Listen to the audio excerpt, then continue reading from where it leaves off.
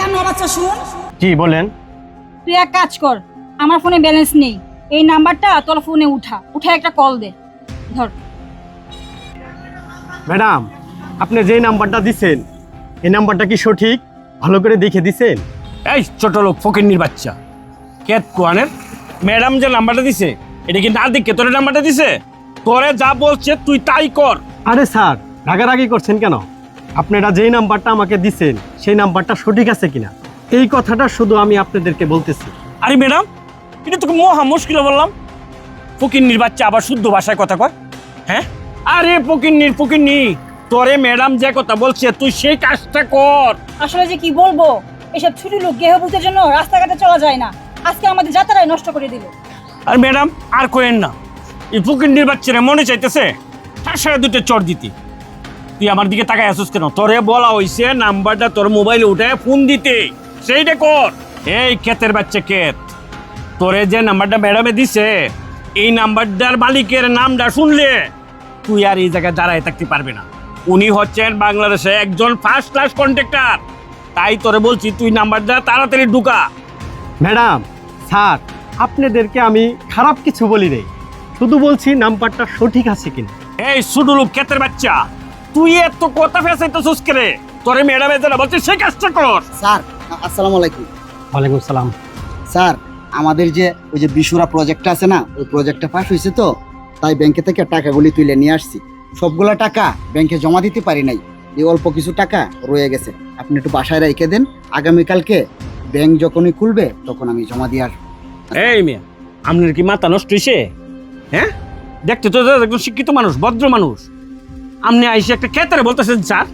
হ্যাঁ, এই আপনি কাকে কি বলতেছেন? ক্যাত মানে ওনাকে আপনি ক্যাত বলতেছেন? এই আপনি ওই যে এদেশের বড় কন্ট্রাক্টর রিপন সাহেবের নাম শুনছেন? হ্যাঁ, উনি হচ্ছে রিপন সাহেব। তুই কইলে আর আমরা বিশ্বাস করি পাবো, উনি হচ্ছেন রিপন সাহেব। হ্যাঁ, কাঙ্গালে হুতের নাম মেঘা। এই চুপ থাকেন। আপনারা কারা? আপনারা আইসা আমার স্যারের সাথে খারাপ ব্যবহার করতেছেন। স্যার টাকাগুলি আপনি ধরেন। সাকিব সাহেব, শুনলাম আপনার বাচ্চা অসুস্থ, ধরেন 1 লক্ষ টাকা আপনার কাছে রাখেন, আপনার বাচ্চার ভালো করে চিকিৎসা করেন। ঠিক আছে স্যার। ম্যাডাম, আপনি বলছিলেন না যে আজকে দিনটা মারিয়ে গেছে? আমরা মনে হয় আজগা এই ফাগলের ফাল্লাতি পড়ে গেছি, বুঝছেন? যে কাজে লাগে আইছি এই কাজটা আজকে আমাদের হবে না। প্রত্যেকে যে পাগল ছাগল জুটলো, যার কাছে আসলাম তার সাথে দেখাটাই মনে করতে পারবো না। এই শুনেন, আপনারা কার সাথে দেখা করতে আসছেন? এই মিয়া, আমরা যার সাথে দেখা করতে আইছি সেই লোকটার নাম কইলে তোমার পাত তালাত মারি থাকতো না। তুমি চিনবা তারে? হ্যাঁ, তারে তোমার চিনার মতন তোমার কোনো যোগ্যতা আছে? আমরা দেখা করতে আসছি এই দেশের ফার্স্ট ক্লাস কন্ট্রাক্টর রিপন সাহেবের সাথে দেখা করতে আসছি। ও, আপনারা এই দেশের ফার্স্ট ক্লাস কন্ট্রাক্টর রিপন সাহেবের সাথে দেখা করতে আসছেন, আর যার সাথে আপনারা দেখা করতে আসছেন তার সাথে বেয়াদবি করতেছেন। এই শুনেন, আমি একটু আগে আপনাকে বললাম না যে উনি হচ্ছে সেই রিপন সাহেব? এই আপনাকে কি প্রমাণ দিব, আর আপনাদেরকে আমরা প্রমাণ দিতে যাব কেন? শুনেন, আপনারা এতক্ষণ যে নাম্বারটার কথা বলছেন, যে নাম্বারটা কার, নাম্বারটা তুলে ফোন দিতে, উনি বারবার আপনাদেরকে বলতেছে যে নাম্বারটা কি আপনারা সঠিক দিচ্ছেন কিনা। শুনেন, যে নাম্বারটা আপনারা এই মোবাইলে ওনাকে ফোন দিতে বলছিলেন এই নাম্বারটাই ওনার, আপনারা যাচাই করে দেখেন, আর ভালো করে একটু চেহারার দিকে তাকায় দেখেন। হ্যাঁ শুনেন, আমি ওনার একজন কর্মচারী, একটা সাইডের মাত্র ম্যানেজার, বুঝছেন? আমার মতো হাজার হাজার ম্যানেজার আছে ওনার আন্ডারে কাজ করতেছে, এদেশের সকল কিছু উনি পরিচালনা করে, আর আপনারা ওনাকে ফকিন্নি, ঘেও, ভূত, ক্যাত অনেক কিছু বলতেছেন। এই শুনেন, আপনাদেরকে আরেকটা কথা বলি, এই যে দেখছেন না আমার বাচ্চার চিকিৎসার জন্য 1 লক্ষ টাকা দিছে, এটা শুধু আজকেই না, বিপদ আপদ বালা মুসিবত যা কিছু আছে আমাদের লেবার থেকে শুরু করে ম্যানেজার পর্যন্ত সব কিছু উনি হ্যান্ডেলিং করে। আর এই 1 লক্ষ টাকা আমাকে দিছে, এটা দেখে আপনারা অবাক হওয়ার কিছু নাই। এরকম প্রতিদিন 2-4 লক্ষ টাকা উনি দান দক্ষিণা করে, বুঝছেন? এই শুনেন, আপনাদেরকে একটা কথা বলি, আমি সব কিছু সহ্য করতে পারি, আমরা সুশিক্ষায় শিক্ষিত হয়েছি বাবা মার কাছ থেকে, পরবর্তীতে ওনার কাছে চাকরিতে এসে জয়েন করে আরো ভালো কিছু শিখতে পেরেছি। শুনেন, ওনার কাছ থেকে ভালো কিছু শিখেছি, কিন্তু আমার স্যারের অপমান আমরা সহ্য করতে পারি না। আপনাদেরকে ভালো ভালো বলছি, এখান থেকে চলে যান। আর শুনেন, আপনাদেরকে একটা ভালো কথা বলতেছি, আপনারা ভালো শিক্ষায় শিক্ষিত হতে পারেন নাই। আপনারা হয়তো টাকা পয়সার মালিক, কাপড় চোপড় দেখে বোঝা যায়, ঠিক আছে, কিন্তু কাপড় চোপড় দেখিয়া মানুষকে বিচার করবেন না। মানুষ কাপড় চোপড়ে ধনী না, জ্ঞানী না, মানি না, বুঝছেন? মানুষের আসল চরিত্র এবং স্বাভাবিক জ্ঞানিত হতে হয়। আপনারা আপনারা ভালোই আমাদের সামনে থেকে চলে যান, নাহলে কিন্তু আপনাদেরকে আমি অপমান করব। যান, বিদায় হন। ভাই ভাই ভাই ভাই আমার কথাটা একটু শুনেন। আসলে আমরা ওনাকে চিনতে পারিনি। ওনার যে পোশাক, আমরা পোশাক দেখে মনে করছি উনি এবারই কামলা, বুঝছেন? আমরা আমরা আমরা ওনাকে চিনতে পারিনি ভাই। ভাই আমাদেরকে মার্জনা করেন। আমার ম্যাডাম একটা বিশেষ কাজে স্যারের সাথে দেখা করতে আসছে।